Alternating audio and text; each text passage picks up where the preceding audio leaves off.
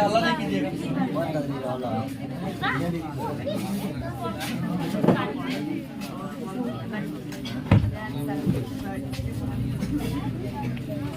बैठ गए।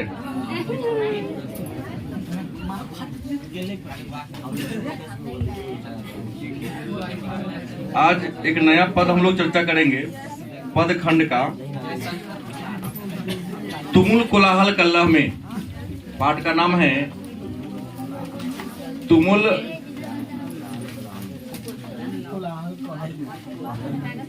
कोलाहल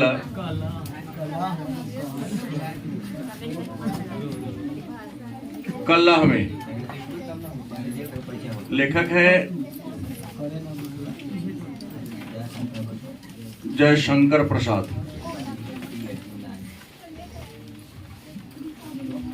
तुमुल कोलाहल कल्लह में ये जो कविता है जयशंकर प्रसाद के द्वारा लिखा गया है, और जयशंकर प्रसाद ने इस कविता को स्रोत की बात करते हैं तो कामायनी से लिया गया है।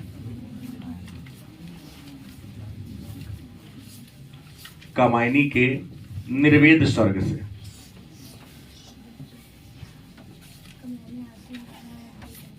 कामायनी जयशंकर प्रसाद के द्वारा लिखा गया सबसे प्रसिद्ध रचना है, और कामायनी को महाकाव्य की श्रेणी में रखा गया है, और इसी रचना से जयशंकर प्रसाद हिंदी साहित्य के इतिहास में प्रसिद्धि को हासिल किए हुए हैं।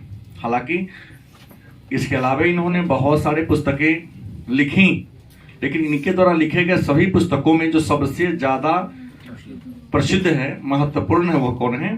कामायनी। तो तुमुल कोलाहल कल्लह में आधुनिक काल के या छायावादी युग के पुरोधा नायक कवि जयशंकर प्रसाद के द्वारा लिखा गया एक शोक कविता है। मतलब इसमें क्या है? दुख काव्य इसको कह सकते हैं।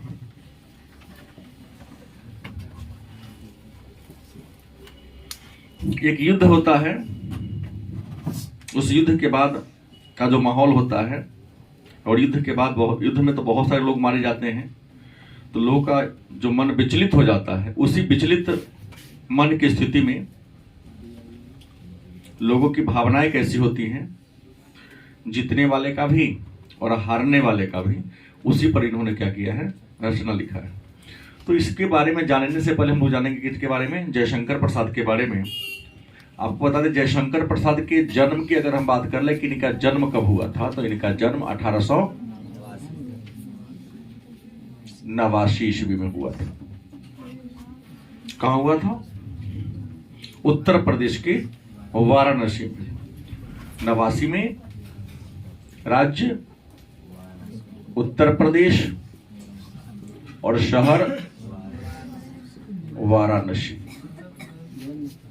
उत्तर प्रदेश के वाराणसी में 1889 ईस्वी में इनका क्या हुआ था?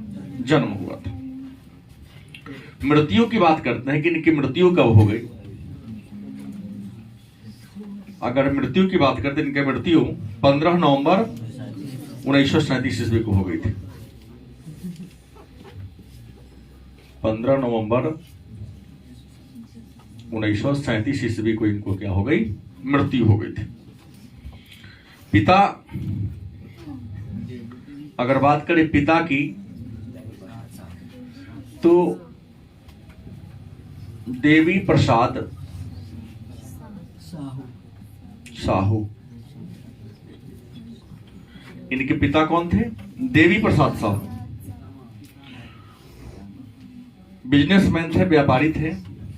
जब 12 वर्ष के हुए तो इनके पिता देवी प्रसाद साहू की क्या होती है?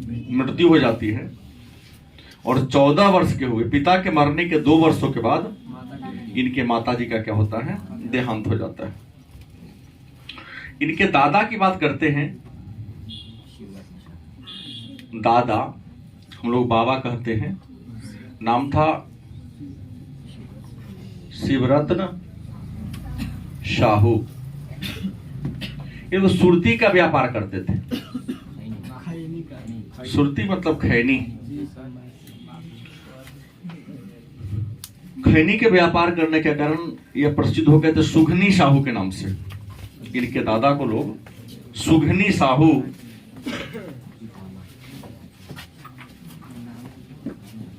क्या नाम था, सुघनी साहू के नाम से फेमस हो गए थे। कौन? शिवरत्न साहू सुरती का खैनी का तंबाकू का कारोबार करते थे। तो तंबाकू के कारोबार के कारण इनको सुघनी साहू के नाम से प्रसिद्धि मिली थी। आपको बता दें दादाजी तो पहले मर चुके थे। पहले उसके बाद पिताजी की मृत्यु हुई, उसके बाद माताजी की मृत्यु हो गई। मृत्यु के बाद इनका जीवन बड़ा ही कष्टमय स्थिति में आ गया। परिवार का सारा बोझ किनके ऊपर? जयशंकर प्रसाद के ऊपर ही क्या हो गया? आ गया। एक बड़े भाई थे और बड़े भाई का नाम क्या था? शंभू रतन था ना। बड़े भाई कौन थे? शंभू रत्न। वो भी पहले मर गए। उससे भी थोड़ा सा इनको हेल्प मिलता था, वह हेल्प मिलना भी क्या हो गया? बंद हो गया। तो परिवार का सारा बोझ इनके पर आने का परिणाम यह हुआ कि इन्होंने केवल मिडिल स्कूल तक की शिक्षा प्राप्त किया था। 8वीं तक ही शिक्षा प्राप्त किया। उसके बाद इनको विद्यालय में जाने का मौका ही नहीं मिला, क्योंकि परिवार घर गृहस्थी का खर्च भी इनको क्या करना था? चलाना था। तो घर गृहस्थी के खर्च को चलाने के लिए इन्होंने क्या किया? पढ़ाई लिखाई छोड़कर लेखनी को अपने जीवन का क्या कर लिया? आधार मान लिया। और आपको बता दें इनकी पहली रचना की बात करते हैं। पहली रचना किनकी? जयशंकर प्रसाद की जो पहली रचना थी उसका नाम था चित्राधार। क्या नाम था? चित्राधार इनकी पहली रचना है। और ये जो चित्राधार है यह कविता, कहानी और नाटक तीनों का मिला जुला रूप है। चित्राधार जो है यह कविता भी है इसमें, प्लस कहानी भी है, प्लस नाटक भी है। मतलब कविता, कहानी और नाटक का मिला जुला रूप क्या है? चित्राधार। और इनकी पहली रचना कौन थी? चित्राधार थी। बाद में नाम से प्रसिद्धि उतनी नहीं थी, तो नाम बदलकर भी इन्होंने ब्रज भाषा में कुछ रचनाएं रची थी। आपको बता दें जयशंकर प्रसाद ब्रज भाषा के कवि थे। भाषा इनकी क्या थी? ब्रज भाषा थी। और पूछा गया प्रश्न है कि इसमें कौन ऐसे कवि हैं जो कालाधर उपनाम से सवैया लिखा करते थे ब्रज भाषा में? तो जयशंकर प्रसाद जो थे कालाधर उपनाम से।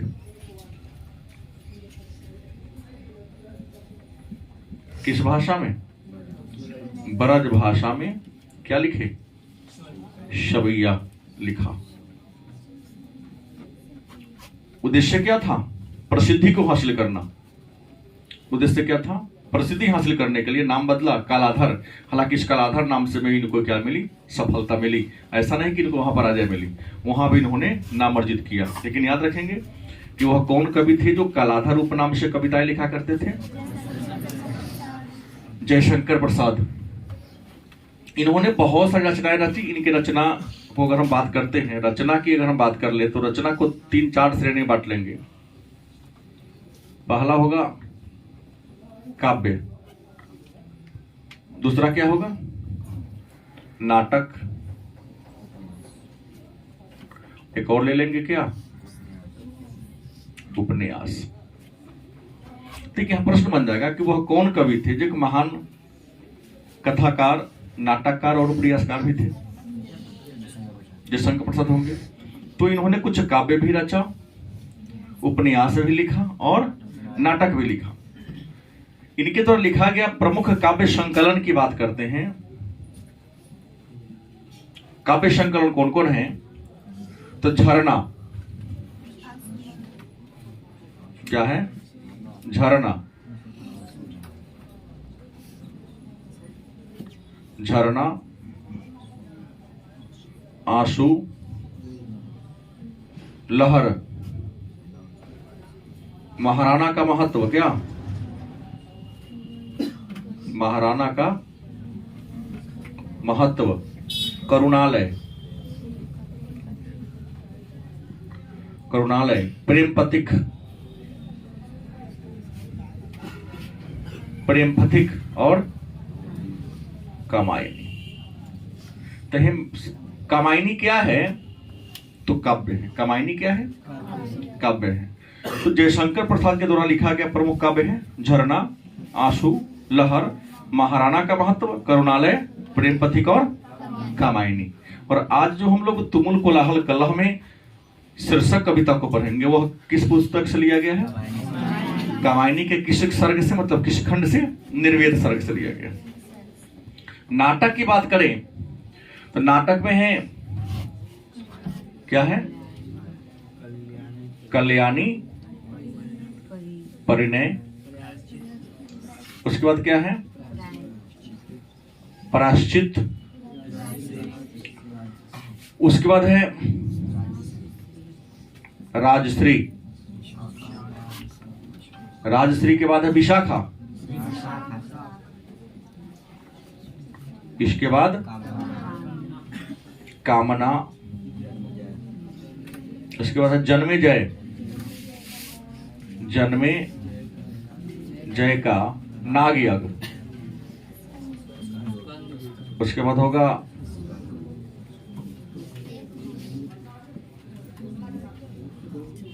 एक बूंद, एक घूंट। और उसके बाद क्या होगा? चंद्रगुप्त और ध्रुव स्वामिनी। इसके अलावा क्या है? चंद्रगुप्त एंड ध्रुव स्वामिनी। फेमस ये रखेंगे याद कि ध्रुव स्वामिनी के लेखक कौन है?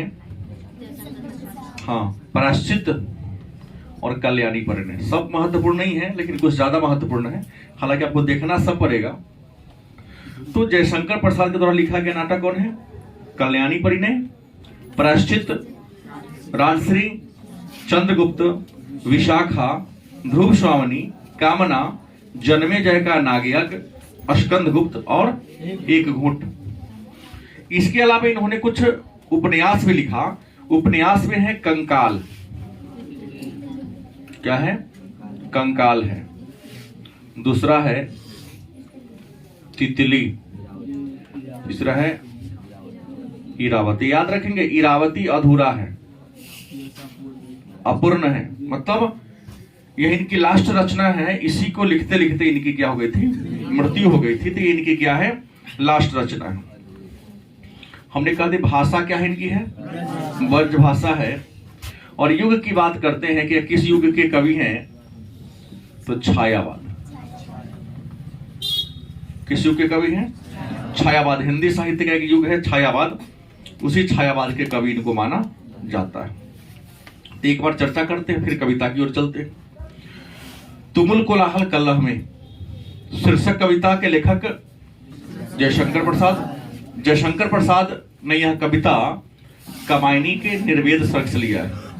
कामायनी एक काव्य संकलन है, एक कविता संग्रह है। तो कामायनी कविता संग्रह के निर्वेद सर्ग से तुमुल कोलाहल कलह में शीर्षक कविता को लिया गया है। जयशंकर प्रसाद की बात करें तो इनका जन्म 1889 ईस्वी को उत्तर प्रदेश के वाराणसी में हुआ था और मृत्यु 15 नवंबर 1937 को उत्तर प्रदेश के वाराणसी में ही हुआ था। इनके पिता का नाम देवी प्रसाद साहू। पिता का नाम देवी प्रसाद साहू और दादाजी का नाम था शिवरत्न साहू, जो सुरती के माने खैनी तंबाकू के व्यापारी थे। तंबाकू के व्यापार इनका खानदानी पेशा था। लोग इनके दादाजी को सुघनी साहू के नाम से बुलाते थे।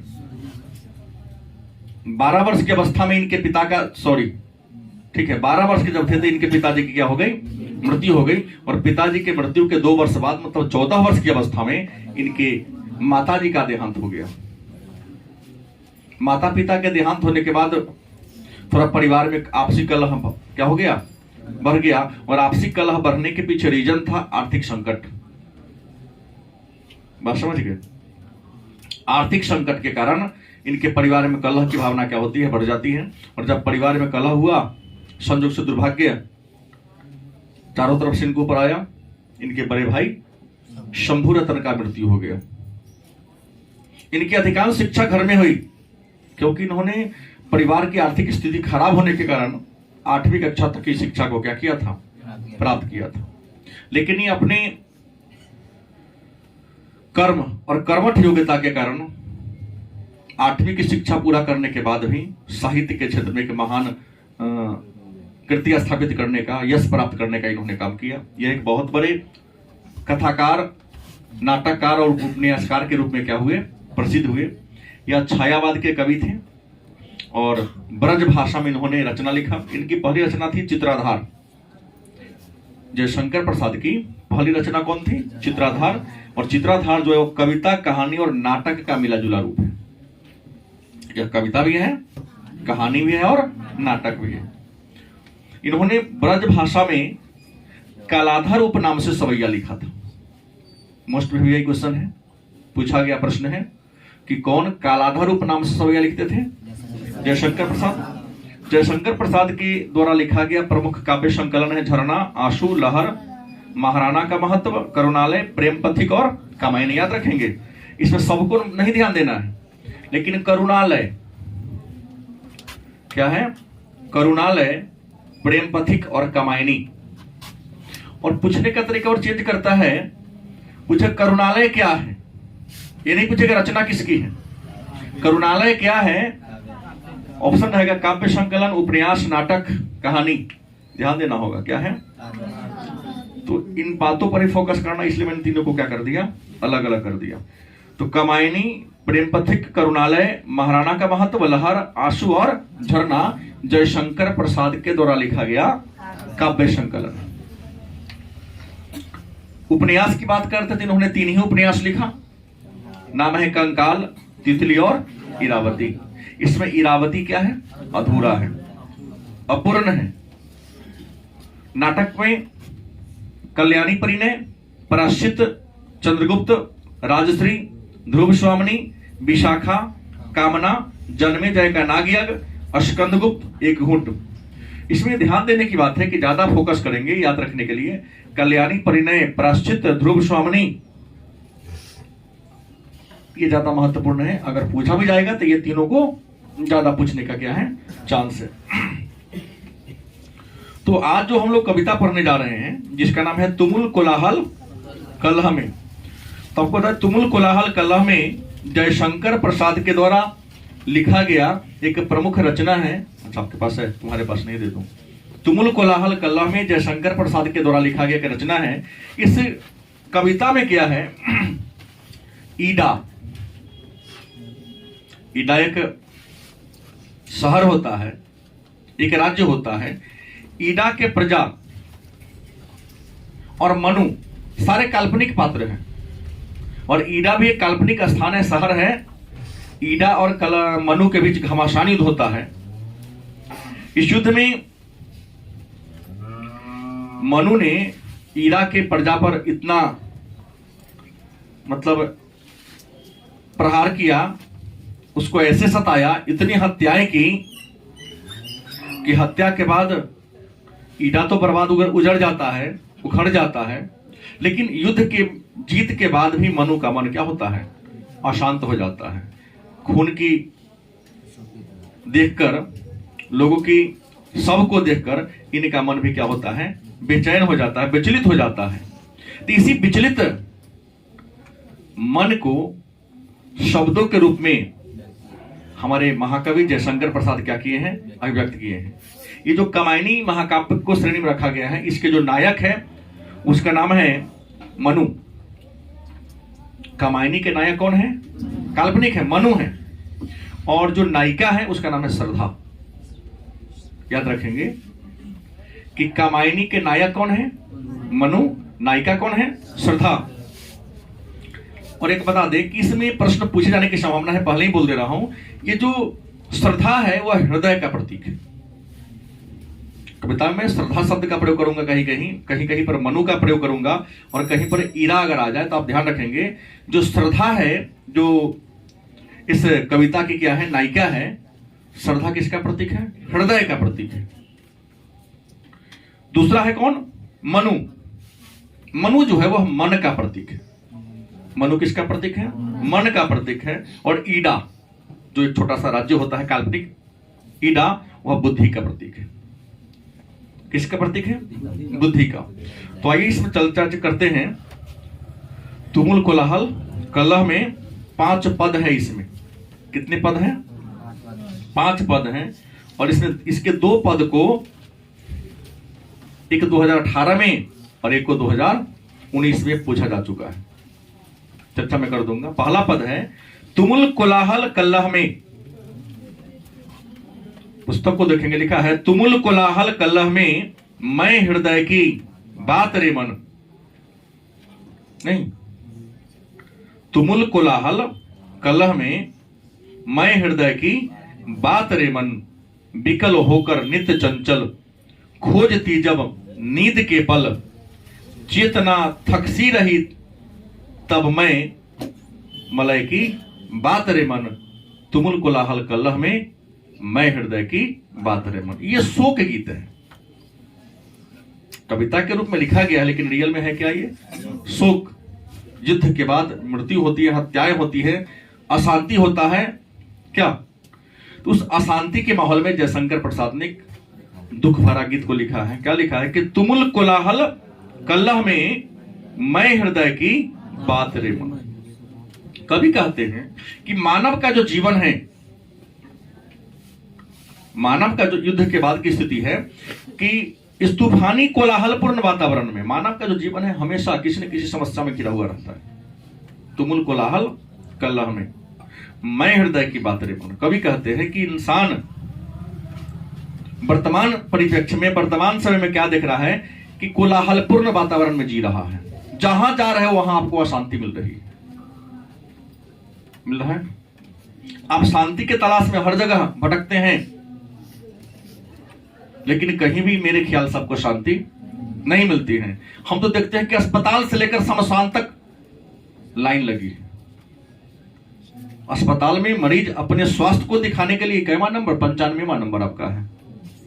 कभी कब्रिस्तान में जाके, शमशान में जाके देखो, एक को जलाया जा रहा है, दूसरा लाइन में लाश कह रहा है, सब कह रहा है कि हमको कब जलाओगे, हमारी बारी कब आएगी। जलाने वाले से भी अपना नंबरिंग पूछता है। गलत कि सही?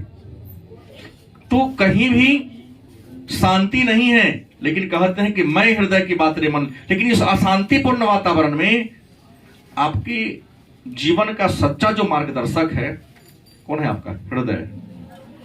कौन है? हृदय। मतलब आपका मन आपका सच्चा गाइडलाइन करता है, क्योंकि जो मन आपका कहता है उस मन के अनुसार यदि काम करोगे तो जीवन में क्या मिलेगी?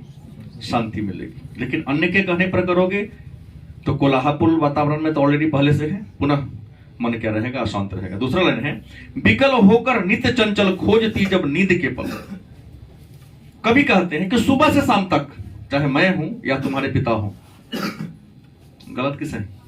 हर इंसान, तुम भी हो ऐसे ही, उतना ही देर हम सबके मन में शांति है जितना देर बेड पर नींद की आगोश में रहते हैं।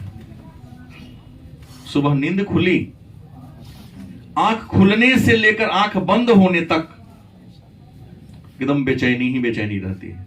कभी कहते हैं कि विकल होकर नित्य चंचल खोजती जब नींद के पल। इंसान सुबह से शाम तक किसी न किसी एक्टिविटी में लगा रहता है, लगा रहता है कि नहीं?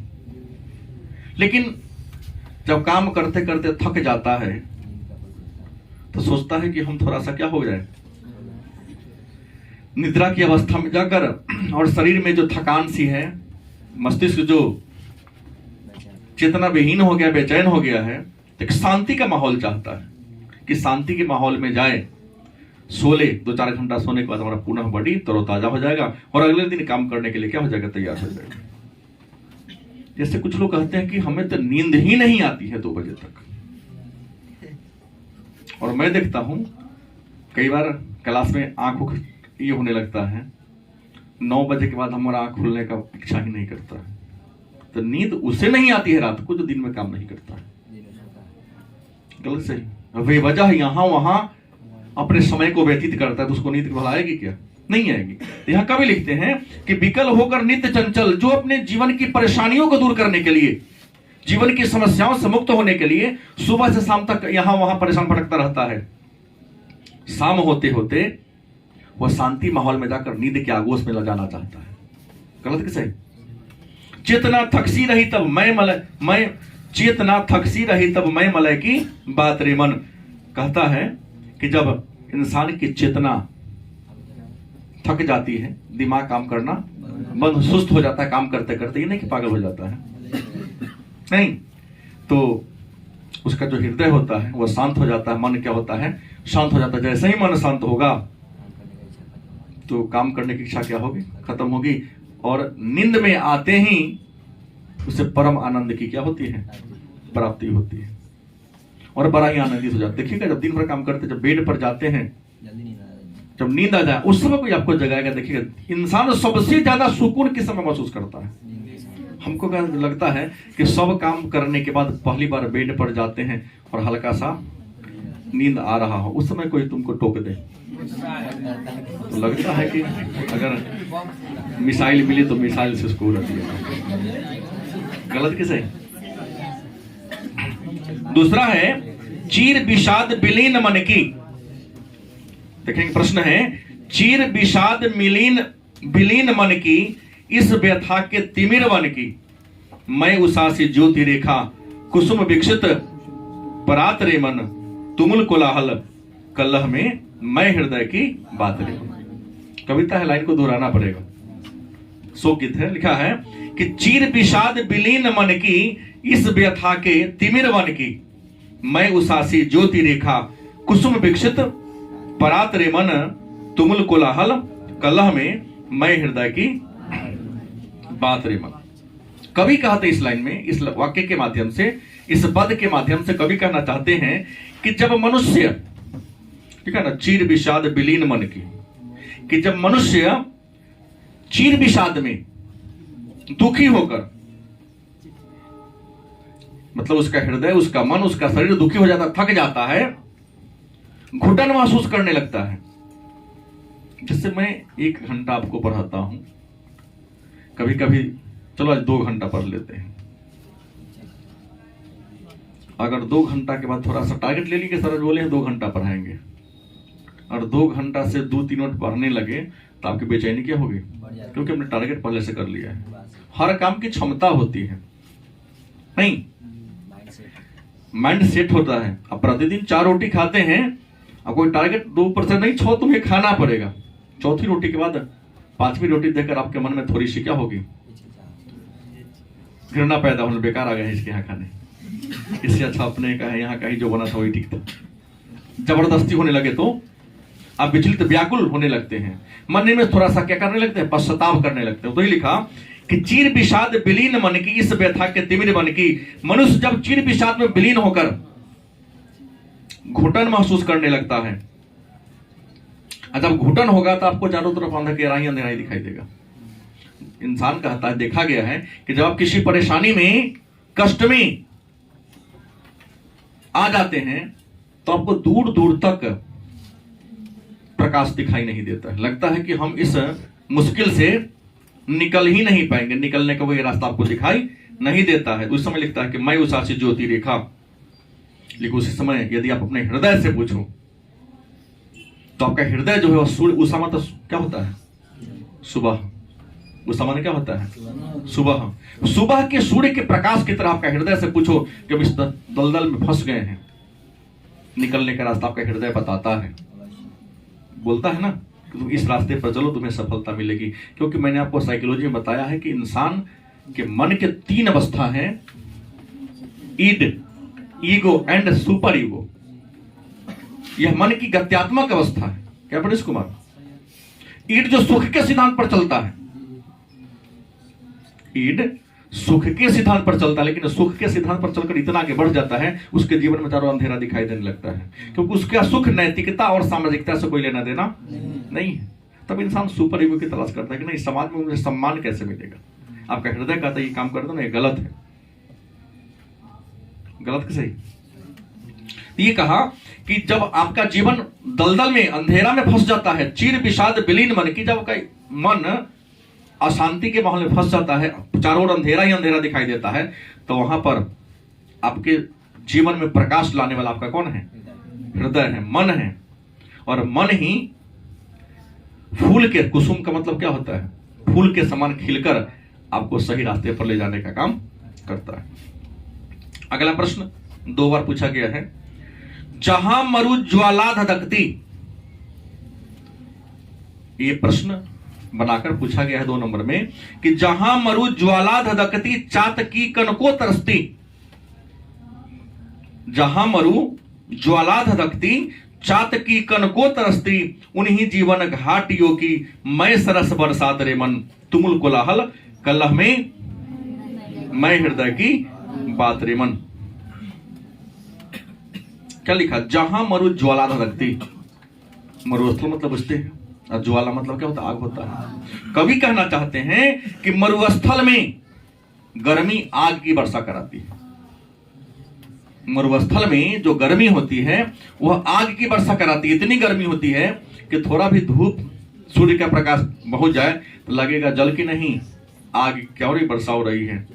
चातकी कनको तरसती, याद रखेंगे, उस मरुस्थल में चातकी कोई एक जीव है, कोई एक प्राणी है जो जल की एक बूंद के लिए तरसती है, क्योंकि मरुस्थल में तो पानी मिलता नहीं है और गर्मी क्या है, ज्यादा है। कभी यहां चातकी के माध्यम से इंसान के जीवन को उदाहरण दिया है, नहीं कि जहां मरु ज्वाला धधकती, मतलब इंसान के जीवन में हर जगह मरुस्थल के समान परेशानी ही परेशानी है। बच्चा जन्म लेता है उस समय परेशानी है, जिस समय जन्म लिया तो बड़ा होने की परेशानी। अब आप लोग बड़ा हो गए, मन में आता होगा छोटे तो ठीक थे, पढ़ने के लिए सुबह सुबह नहीं जगना पड़ता, जितना देर मन हुआ उतना देर खेला। भोजन के लिए मम्मी तो पीछे पीछे करती, अरे आओ भोजन कर लो, अब खाओ या नहीं खाओ कोई मतलब नहीं, एक पूछ ली, ठीक है जब मन होता खाना, तो कटोरा हाथ में लेके पीछे पीछे आगे आगे तुम दौड़ रहे हो।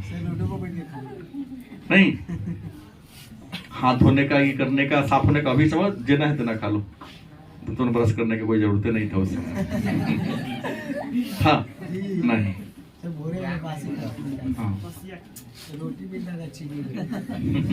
वही लिखा कि जहां मरु ज्वाला धधकती चातकी कनको तरसती। कवि कहते हैं मरुस्थल में गर्मी की बरसा बरसती है और चातकी जो है वह जल की एक बूंद के लिए क्या करती है, तरसती है। उन्हीं जीवन घाटियों की मैं सरस बरसात रे मन, उसी घाटी में, गर्मी के माहौल में इंसान का जो मन है वह एक बरसात के रूप में क्या होता है, आता है। देखो, सुख और दुख इंसान मन से महसूस करता है। इंसान सुख और दुख कहां से महसूस करता है? मन से। और जब तक आपके जीवन में संतोष नहीं होगा ना, सुख की प्राप्ति क्या होगी? नहीं होगी। और एक और बात मैं बता रहा हूं, जीवन में सुख प्राप्त करने के लिए जरूरी है कि जो तुम्हारे पास है उसमें संतोष करना सीखो। इंसान के दुखी होने का सबसे बड़ा कारण यह है कि इंसान को अपनी वस्तु, अपना सामान, अपना हर कुछ तुच्छ दिखाई देता है और सामने वाला का श्रेष्ठ दिखाई देता है। अरे उसके पिताजी तो उसको बहुत मानते हैं, अरे देखो ना तुम्हारे पिता उससे तुमको ज्यादा मानते होंगे। क्या प्रीति गलती बोल रहा हूं? नहीं।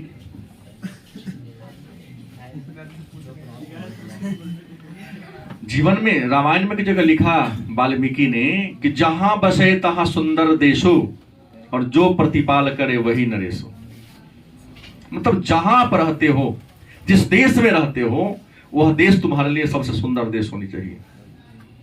और जो तुम्हारा पालन पोषण कर रहा है, परवरिश कर रहा है, वह तुम्हारे लिए किसके समान है? नरेश, मतलब राजा के समान है। और आप लोग, कई लोगों से सुनता हूं का अमेरिका कितना अच्छा है। दूसरे को देखकर ऐसा सोचोगे हमारे तरह की पॉकेट नहीं है, अब हमारा पॉकेट को ऊंचा देकर काश इतना मोटा में कहीं हो सकता कागज रखा हो। नहीं, दूसरे की वस्तु को तुच्छ मानो, और जो तुम्हारे पास है अपनी झोपड़ी को ही ताजमहल मान लो ना, 5 स्टार होटल की तरह मान लो। जो भोजन मिला उस दिन का सबसे श्रेष्ठ भोजन है। जीवन में कभी अशांति क्या होगी? कभी कहते हैं कि उन्हीं जीवन घाटियों में मैं सरस बरसात रे मन। जीवन में दुखी है लेकिन दुख में भी आप सुख का आनंद महसूस करो ना। गणितज्ञ कितने गणितज्ञ गणित लिए है तो होटल में एक बार ये गई, कहने कथी नाम है? संध्या की कहानी है। देखिए नहीं, गुरुजी पीछे बैठे हुए हैं। समोसा ले ली, इसको मीठा चटनी पसंद है, उसके पास क्या था? खट्टा चटनी था।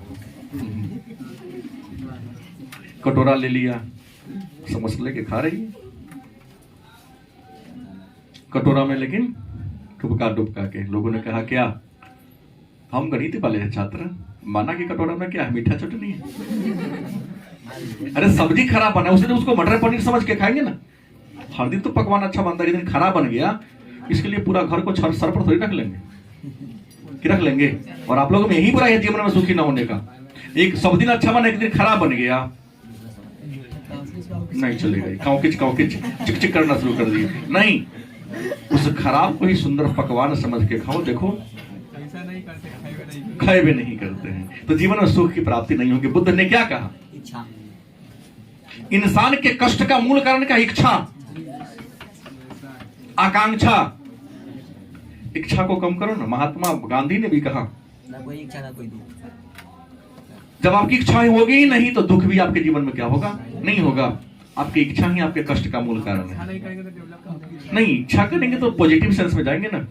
अब पकवान में थोड़ा सब्जी में नमक है ना, किसे बोलाइए फेंक देते हैं, ना खाते। उस दिन खाते ही नहीं खाओगे तो ऊर्जा तुमको नहीं मिलेगा। ऊर्जा नहीं मिलेगा तो काम नहीं कर पाओगे। काम नहीं कर पाओगे तो उस दिन का तुम्हारा हर हर महादेव दे दीजिए। ठीक ठीक। हाँ। अगला है पवन की प्राचीर में रुक। चौथा पद है पवन की प्राचीर में रुक, जला जीवन जा रहा झुक। इस झुलसते विश्व बन की मैं कुसुम, ऋतुरात रे मन। तुमुल कोलाहल कलह में मैं हृदय की बात रे मन। कवि कहते हैं कि पवन की प्राचीर में रुक। पवन मतलब क्या होता है? पवन मतलब क्या होता है? तो पवन की प्राचीर में रुक, जला जीवन जा रहा झुक। मतलब कवि ये कहते हैं कि हवा में, मतलब वातावरण में, माहौल में इतनी गर्मी है क्योंकि लड़ाई का चर्चा है ना। युद्ध के मैदान में इराक की प्रजा पर मनु का इतना तांडव बढ़ गया है। जैसे अशोक ने कलिंग वाले को किया, 1.5 लाख लोगों को तो हत्या ही कर दिया। खून की नदियां बही। तब ना अशोक का वह रक्त की लहू देखकर, लोगों का छत विछत शरीर देखकर उनका हृदय क्या हो गया? पिघला। और भेरी घोष की नीति को त्याग दिया, इग्नोर कर दिया और वहां पर धम्म घोष की नीति शुरू कर दिया। और शैव धर्म के स्थान पर बौद्ध धर्म को अपना लिया और अपना संपूर्ण जीवन प्रजा के कल्याण में क्या कर दिया? लगा लिया। वो लिखते हैं कि युद्ध का माहौल है। युद्ध के माहौल में लोग तरह तरह के षड्यंत्र रचते हैं। एक पक्ष दूसरे पक्ष को हानि पहुंचाने के लिए हर प्रयास।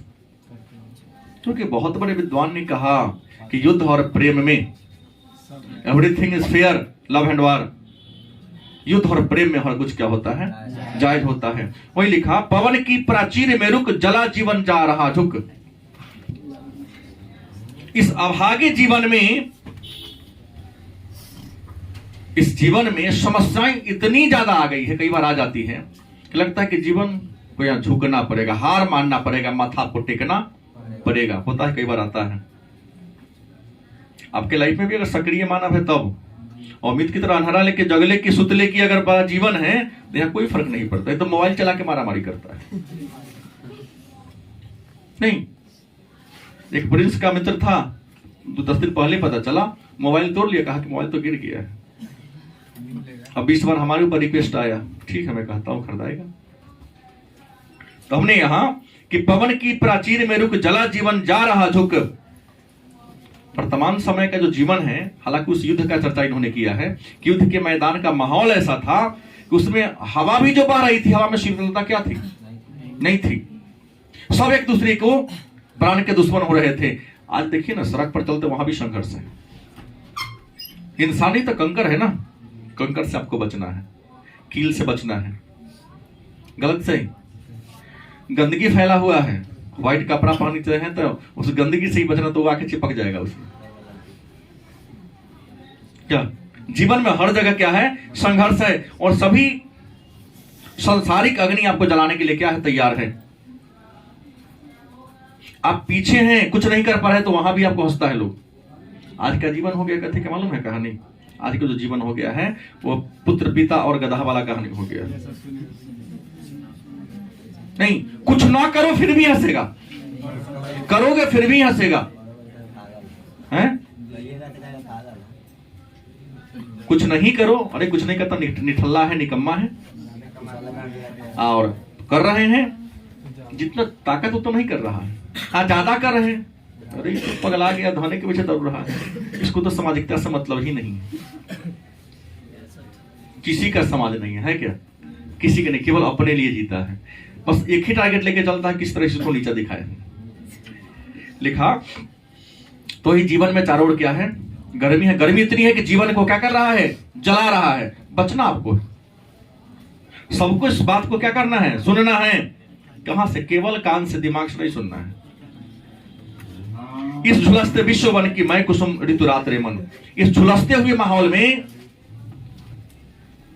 सबके बात के टोन टान पर इग्नोर, ध्यान नहीं देना है। नहीं तो रास्ता पर बहुत कुछ लोग कह देता है। सबके बात को अगर सुन के चलेंगे तो पगला ही जाएंगे। कान से सुनना है। किसे सुनना है? ओनली कान से सुनना है, दिमाग से नहीं सुनना है। क्योंकि कान तो संवेदना को ग्रहण करने के, संवेग को, आवेग को पकड़ने के लिए है। सुनने का काम तो हमारा मस्तिष्क करता है। उसको मन से क्या करना है? नहीं लगाना, करना वही है जो कवि कहते हैं। इस झुलसते विश्व वन की, इस चारों की समस्याओं, दुखी माहौल में मैं कुसुम ऋतु रात्रि मन। हमारा जो मन है वह कुसुम के समान, फूल के समान है और रात्रि के समान है, जहां जीवन में क्या मिलती है? आनंद की प्राप्ति होती है। और अंतिम पद 5वां यह भी पूछा गया है 2019 में। चीर निराशा निर्धर से, क्या लिखा? चीर निराशा निर्धर से प्रतिछायित अश्रुसर में मधुप मुखर मरंद मुकुलित मैं सजल जलजात रे मन। तुमुल कोलाहल कलह में मैं हृदय की बात रे मन। कवि लिखते हैं चीर निराशा निर्धर से, क्या लिखा? चीर माने शरीर को कहते हैं, निराशा निर्धर से। मानव का जो जीवन है ना, देखिएगा, फील कीजिएगा, महसूस कीजिएगा, कभी कभी आंसू का एक सरोवर बन चुका है। मतलब जीवन में दुख ही दुख है। नहीं है? कहोगे सर मुकेश अंबानी को तो कोई दुख ही नहीं है, जाके मिलो ना उनसे। इंसान की सबसे बड़ी बुराई क्या है? कि अपना दुख ज्यादा दिखाई देता है। नहीं भाई, जैसे आप दुखी हो भाई, हम आप रुपया वाले हैं और वो आप पैसा कमाते हो, रुपया कमाता है, तो अब पैसा का दुख है आपका, उसको क्या रुपया का दुख है ना? दुख तो उसको भी होगा, हमारे ऊपर इतना कर्ज है, सधेगा कैसे? ये नहीं, मुकेश अंबानी के सारा पैसा नहीं है, अडानी का सारा पैसा उसका नहीं है, मेरा भी उसमें कुछ है, क्योंकि मैं उसके कंपनी का शेयर लिया हूं, आप उसके कंपनी का शेयर, तो पैसा हमारा भी ना हुआ। वो तो केवल उसको हैंडल कर रहा है। कितने सारे बैंक से उसने कर्ज लिया है। जिस दिन शेयर का वैल्यू डाउन होगा, कहां जाएगा? रोड साफ हो जाएगा? नहीं हो जाएगा। जैसे आज एशिया में नंबर 1 2 पर है ना, कहीं उसके जिस कंपनी का शेयर उसने लिया है, कहीं वो डाउन हुआ, अगर एक पैसा डाउन होता है ना, तो उसके यहाँ 200 करोड़ उसको घाटा होता है। तो वही लिखा कि चीर निराशा निर्धर में, मनुष्य का जो शरीर है, जीवन है, आंसू का क्या है? सरोवर है। मतलब कहने का मतलब है कि मनुष्य के जीवन में कुछ नहीं है, केवल क्या है? दुख ही दुख है। प्रतिच्छायित आश्रु सर में, और आंसू इतना बन गया है कि कई बार महसूस करते होंगे दुख की घड़ी में कि सामने वाला दृश्य भी स्पष्ट आपको दिखाई नहीं देती है। दुख के माहौल में लगेगा आकाश में बादल नहीं है, लेकिन जीवन में आप इतना दुख झेल चुके हैं, युद्ध के बाद की कहानी है, कि बिना बादल के ही चारों ओर क्या दिखाई दे रहा है? आगे लग रहा है सूर्य का प्रकाश नहीं, वहां जाएंगे, हम जाएंगे तो सूर्य का प्रकाश देना बंद हो जाएगा। जैसे कई बार कंटिन्यू बिजली थी आपके घर में, लगातार बिजली थी, गर्मी से आप आए हैं तो क्या लाइन कट गया, भाग्य हमारा खराब। ऐसा फील करते हैं कभी? नहीं, सारे लोग अकाउंट में मतलब लाइन में खड़ा हुए पैसा छुड़ाने के लिए आप गए तो पता चला कि नहीं भाई, पैसे खत्म है एटीएम का, या लिंक फेल हो गया, लिंक नहीं काम कर रहा है। अरे हमारे भाग्य खराब, जहां जाते वहां हमको निराशा ही मिलती है। ऐसा होता है। तो वही कहता है कि प्रतिच्छायित आंसू सर में, जीवन तो आंसू का सरोवर बन चुका है, आंसू का एक तालाब बन चुका है, लेकिन याद रखेंगे कि आंसू के इस सरोवर में इतना डूब चुका है इंसान, दुख में इंसान इतना दुखी हो चुका है कि सामने का दृश्य स्पष्ट दिखाई नहीं दे रहा। चारों ओर बादल ही बादल, अंधेरा ही अंधेरा दिखाई दे रहा है।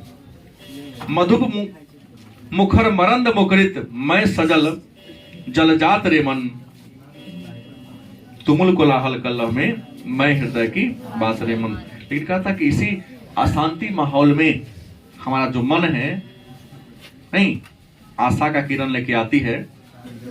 जैसे कीचड़ में कमल खिलते हैं और कमल के फूल पर जो मकरंद होते हैं उसी को चूसने के लिए कौन आता है? भौरा आता है। तो कवि इस गीत के माध्यम से कहना चाहते हैं कि जीवन में कितना भी दुख क्यों ना हो, लेकिन उस दुख में भी आपको निराशा में जैसे आशा तलाशने की जरूरत है, तो दुख में भी आपको सुख तलाशने की जरूरत है। क्योंकि जब तक दुख में सुख की तलाश नहीं करोगे, जीवन में शांति की प्राप्ति नहीं होगी। जैसे हमने कहा ना कि मान लिया कि हमको समोसा खाने की क्षमता है, चटनी तो था नहीं, हाँ, तो मानना कि क्या है? चटनी है। आलू सोयाबीन के सब्जी को मान लेंगे कि ये आलू मटर पनीर है, मटर पनीर समझ के खाएंगे। नहीं, पनीर नहीं है, खरीदने की क्षमता है। मतलब दुख में हम सुख की अनुभूति करेंगे और यह विश्वास लेके चलेंगे कि हमारा दिन भी कल क्या होगा? अच्छा होगा। तो गारंटी आपको क्या होगी? आनंद की प्राप्ति होगी।